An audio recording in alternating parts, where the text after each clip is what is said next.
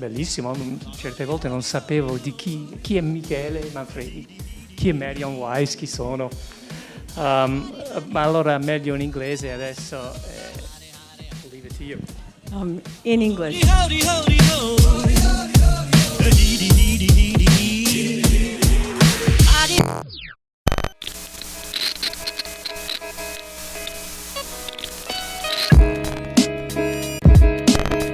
For us, what is interesting about a city is that it reflects the depth of ideas and populations over time constructing a setting that is a network, and it's a network with cultural dimensions and infrastructural dimensions and artistic dimensions.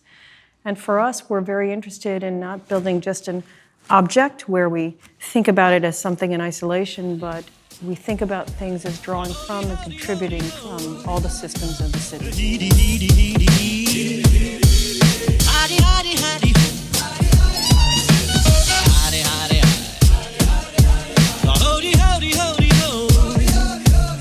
I think the other thing that's very important is a city is not frozen in time for us. A city is a dynamic organism, and it's an organism that is social, cultural, economic, and all of these forces are great inspirations to our work, because I think we always want our work to be part of a city, not apart from it, to be totally integrated.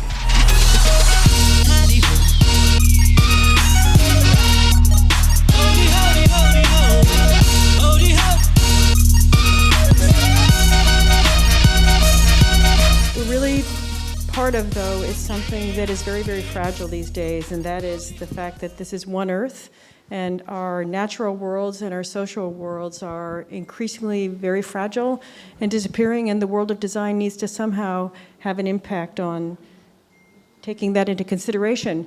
And that notion of fragility was maybe one of the most important thoughts when the ideal cities were formed. You all know here in Italy, the idea of fortification to protect a city and the perfect round idea is one that even made itself into temporary cities like worker cities in Brazil. But here we are, though. Nothing is as perfect as a circle. And Milan at night and New York at night don't look that very different. They're these systems that are ongoing and broadly spread and 24 hours. But the other thing, though, is that things as we see, nature and infrastructure, often understood as totally separate, or in the world of the imagination, are things that are really on our minds as elements to draw into the way we think and create and dream about architecture. And in fact, you could say the Spanish steps and the systems of Sixtus V created a network of a topographic city.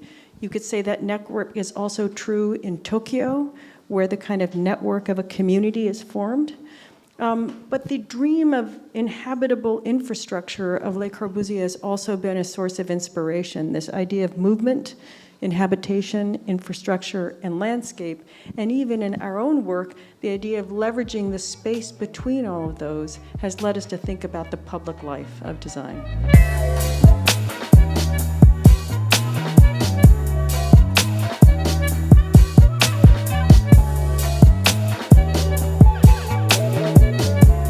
We don't know the answer where architecture is going, but we do know that there are several preoccupations that are very important today.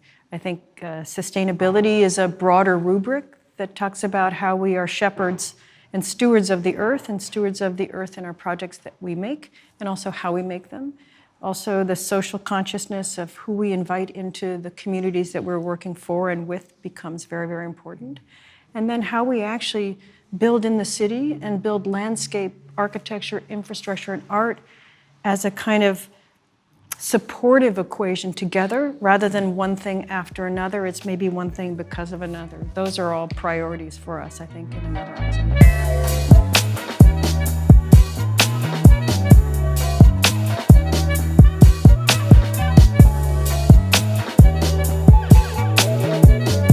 You know, we're at a very interesting moment, a very extreme moment, where on one hand, through globalization, through digital media, the world has gotten much, much larger, but it's also gotten much smaller. And the sense that we are all on one planet with a very limited set of resources is something that I think has to be absolutely central to architecture.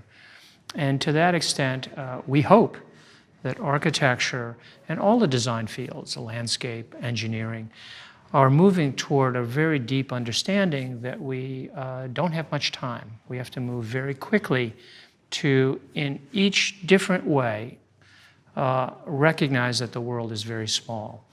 And that kind of recognition for us is very exciting because we are now at a moment where we must act. But it also makes our work and the work of other architects we admire extremely important. And again, that is both inspirational, but it's also a stimulus to do very good work that will help this very, very important problem.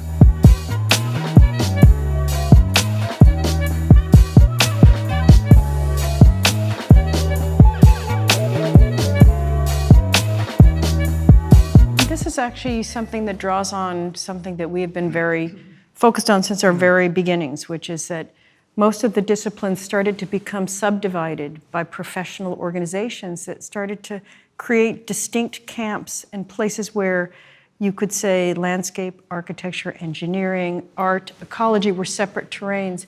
And this is a moment and a challenge for the future ahead, which is to bring all these disciplines together because, as Michael said, our resources are so fragile that we need to draw on everything and sometimes build very, very little that answers very, very many questions. And to do so means that we need to bring all those disciplinary agendas together to be able to do the most important things with the fewest resources.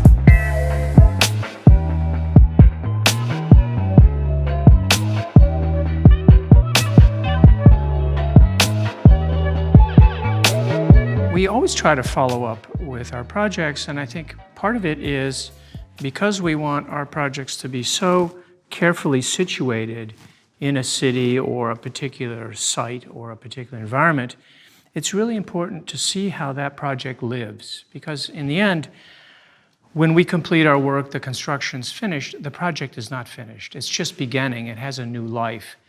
And it's very important for us, and I think for architects, to see how their projects become inhabited, how they become part of the fabric, the life of a city, the life of a group of people. And that continuity is very important to us. I think following up a project is one of the most important things because we learn from what we have done, but we also learn from what has changed. And a good example is so much of our work ties architecture and landscape together. And landscapes need maintenance, and landscapes are the most vulnerable.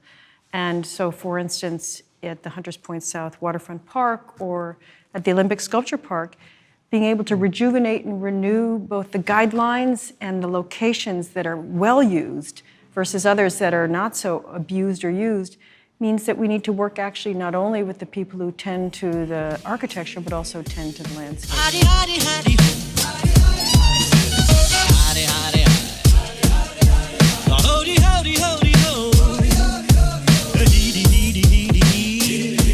The things that we are asked to do when we're given a program brief are often very indexical. You do this, you do that, you accommodate this building, you accommodate that.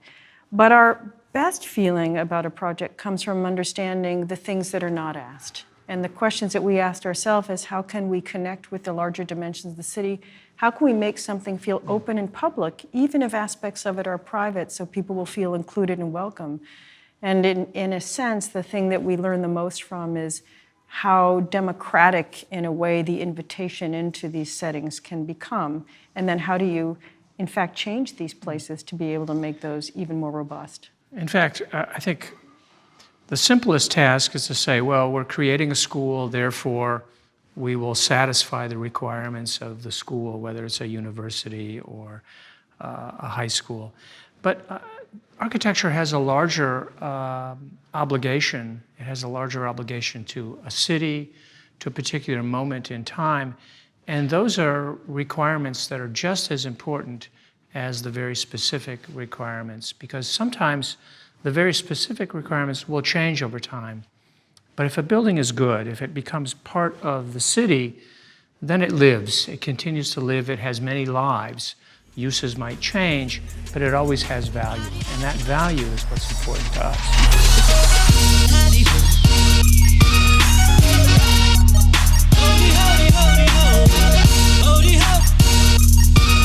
Sometimes it's totally intuitive.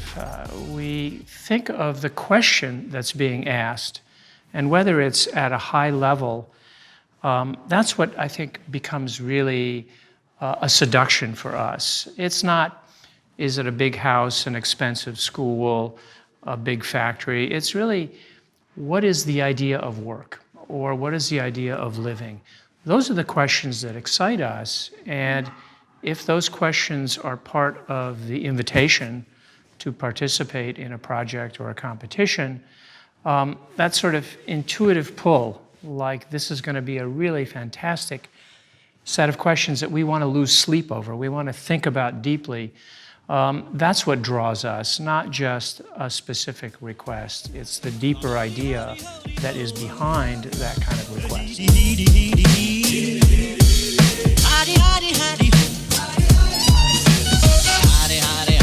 When we realize that there's a project that we really want to pursue, we think about who wants to be on that adventure with us and who's curious about doing something that they've never done before.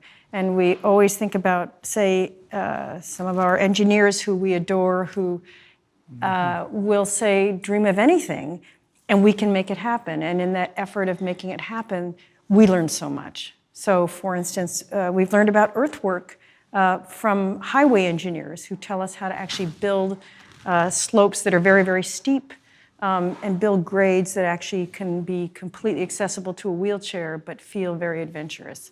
So I think we're always choosing people, you know, our consultant team and even internally, people who are very ambitious for the thing they have never done before.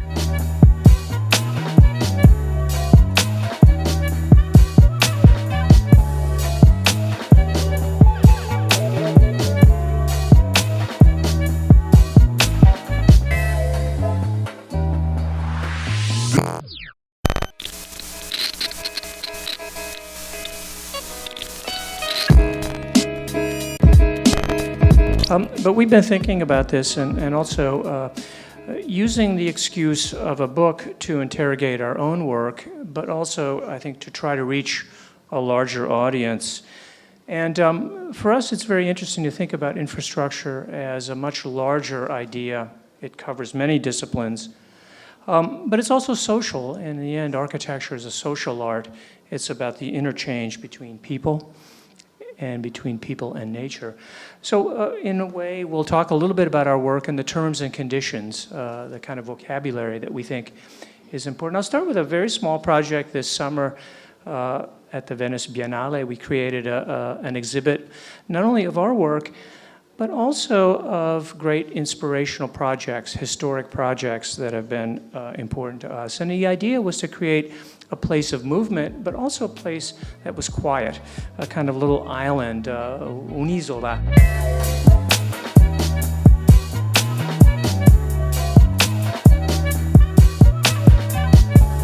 But also we're interested in the technology, the fabrication, the idea that architecture is tactile, and the making of boats. In Venice, of course, seems so appropriate. And this was actually in a fantastic little factory in Treviso, where the most sophisticated technology was brought to bear on a very ancient idea, which is to create a kind of a quiet setting. And so actually easier said than done. Getting things into the Arsenale is it's like threading a needle, and so we thought we were just designing a setting. We had no idea we were designing a route. And the interesting thing, though, is that the logistics of unpacking, in many ways, it's a miniature, in 6 months, a miniature effort of design, construction, fabrication, and installation. And by actually creating almost that sense of that burned condition on the wood, we were able to tie in the ceiling of that space and draw inspiration from the space of the Cordiere. And yet we wanted the abstraction of the world of ideas, so the super smooth Corian liner became a place for where we could project the films and also host the models in that slot that was just below our kind of eye level.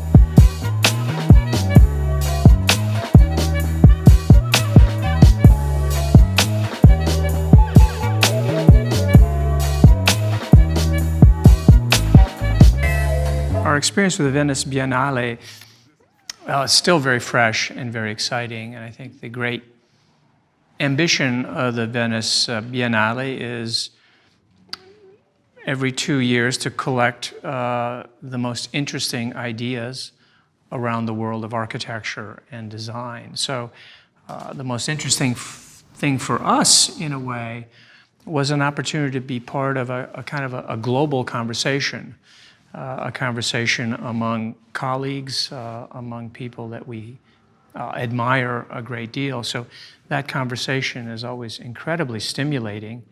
And the fact that it occurs frequently, every 2 years, is an extraordinary opportunity to kind of, in a way, see very quickly where the world of architecture and design is.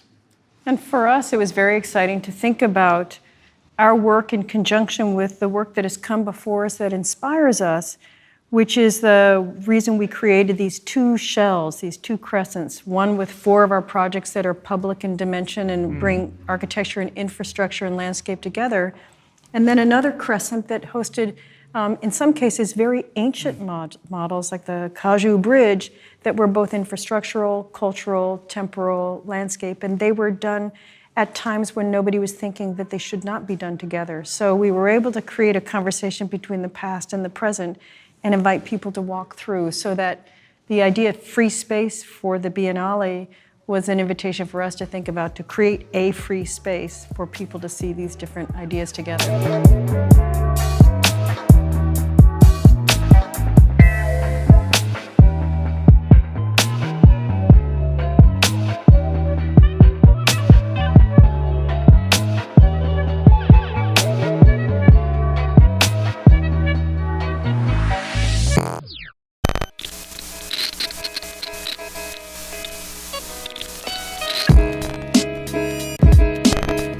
Tonight, we will talk about 9 projects, and we've tried to assemble the projects so that they are not chronological, but based on themes. And because our work crosses multiple disciplines, some of those themes are disciplinary, some of them are themes of materiality or themes of social connections. And we hope, since we believe our architecture speaks for our theories of architecture, we hope that the projects will allow someone to understand our position in architecture and our passion for it.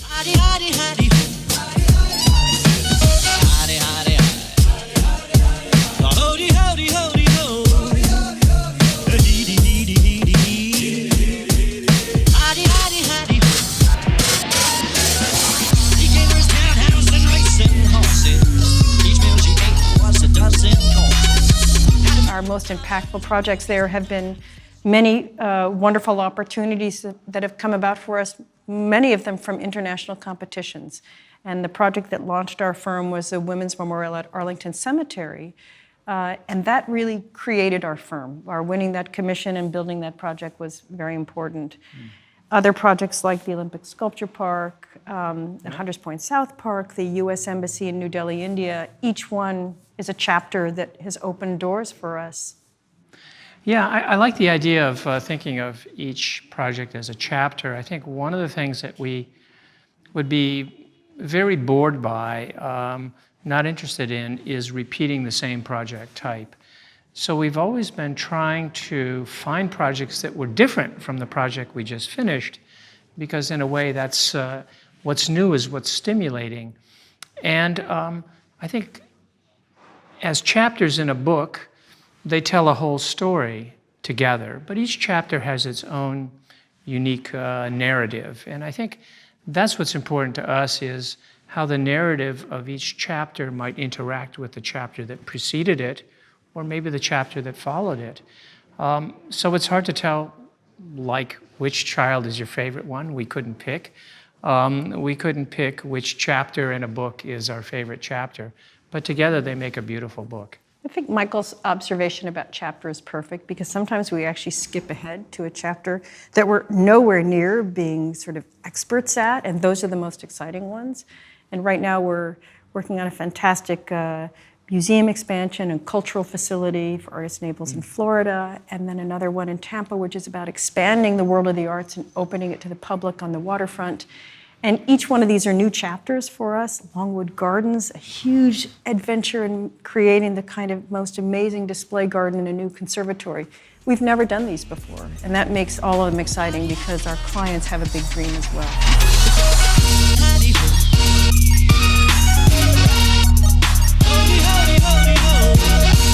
Sometimes Marion will start a chapter and I'll finish it. Sometimes I'll start a chapter and finish it. So we have the opportunity to become very interested in how each chapter of our book evolves to make what we hope is a coherent novel. Right. We have two innovation centers now. Those have never been done before anywhere, so that makes it all the more fun. One at Yale and one at University of Toronto. The question of what innovation looks like and how it supports collaboration is a great architectural question that is wonderful to be in the middle of answering something that nobody has ever had to answer before.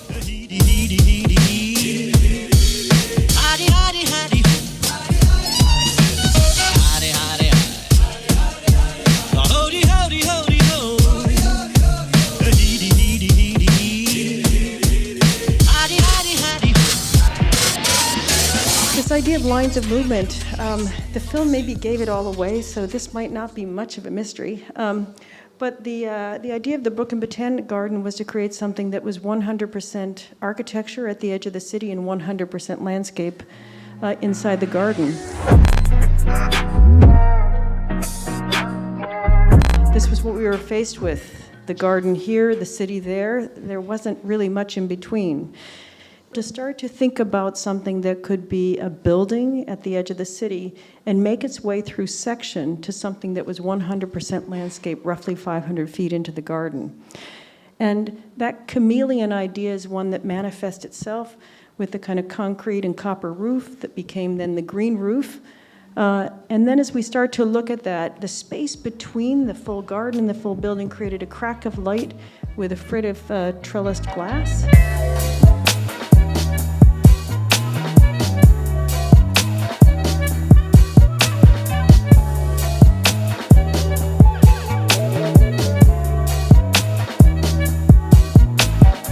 Next project is the Barnard College. This is an arts center for a college related to Columbia University, right on Broadway. And this was the idea of architecture in the 1960s. It was a fortress. Architecture was about walls, keeping people out and preventing the city from entering into the life of architecture. But once you are through the kind of gate, there are these precious moments of nature, which in New York are even more important. They're very, very precious to the kind of psychological well-being of being in a dense city. So the task was to create a multidisciplinary building for dance, for art, for architecture, a library, a cafe. And multi-story buildings are often very unsocial. So we decided to carve a series of public rooms to sort of induce the idea of connection.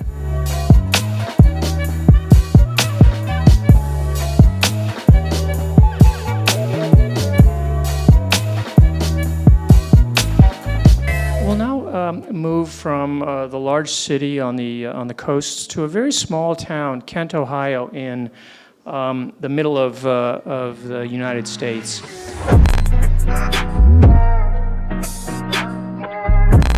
And here it was very important for a small town to kind of reconnect to a large university so that the kind of economics of this small dying town, because many of these towns are dying because the industries have left, it was important to reconnect with a university to help the economics. So how can architecture do something that is, of course, much larger? We start with a very humble idea that perhaps by orienting the building and positioning it between the town and the campus, we can create a conversation. And if we can create a conversation by creating interior topography, perhaps that building will become much more animated and more active. So it's a building for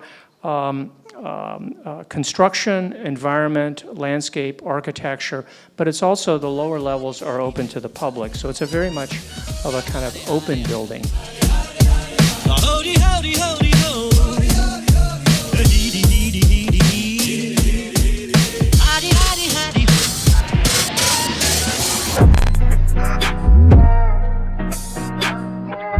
I think the film talked about our Cornell Tech project and this craziness of saying that Roosevelt Island, which is not in the city, it's in the middle of the water, is really a place where technology could really come alive. Now, it's also a place with flooding, and Hurricane Sandy put much of the site underwater. And so those ideas in our mind said not only take the spectacle of all the views that you could have, but be realistic about the risk. And so this is that strange, weird blue box, which was the site that we were supposed to fill in with the building, and we thought that that was a weird thing to do, and that's why we actually created this kind of pass-through of river-to-river views, open the building up, and actually use the space between as a place to combine the people who are doing research and people who are being entrepreneurs together and give them effectively a kind of forum to connect.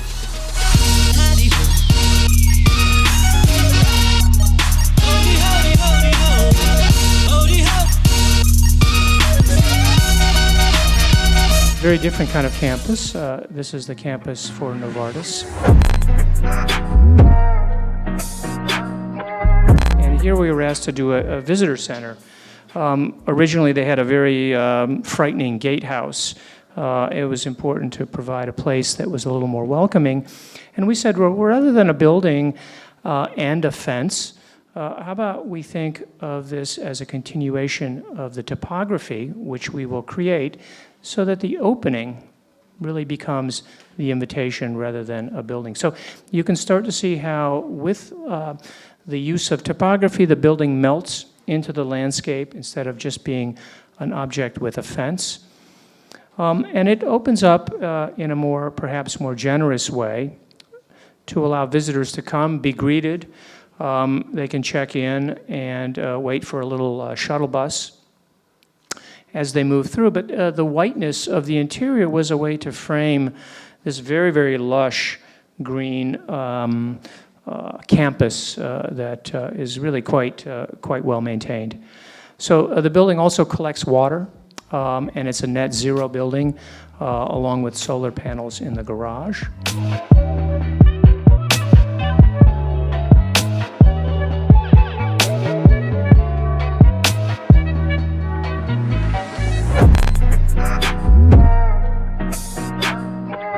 Diplomacy and welcome is a different thing between a museum and a city. And when the museum says that they want to create a setting where sculpture and art can be free and open to the public, they often don't get the very easiest piece of property to do that on. So they got a piece of property that was 3 pieces of property with a highway, train tracks, a failing seawall contaminated by environmental contamination, and a 40-foot grade change. They didn't know what to do, so they opened a competition to artists, architects, engineers, and we were fortunate to prevail. And our premise was that you could really just build one earthwork and actually wander from the city to the water's edge, and in 9 acres, try to compress multiple environments. And actually, in some cases, even imagine what it would be like if we could get a federal grant to create fish habitat. So really stretch the boundaries of environment, city, and art. All of them actually had to be systemically considered. It's incredible complexity within those 9 acres. An incredibly difficult section of 200,000 cubic yards of earth, where the kind of mass customization of each one of these grades would create valleys, passages, crossing through train tracks, and work its way down to the city so that we could actually then use the engineering associated with highway engineering to build the earthwork up and put precast panels to protect it.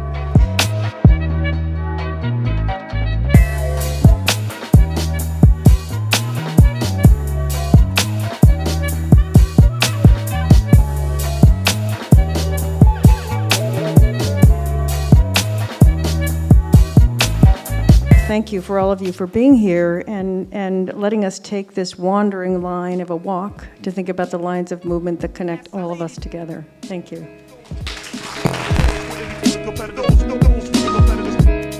If it's a hard question, start with her. No, we start with it.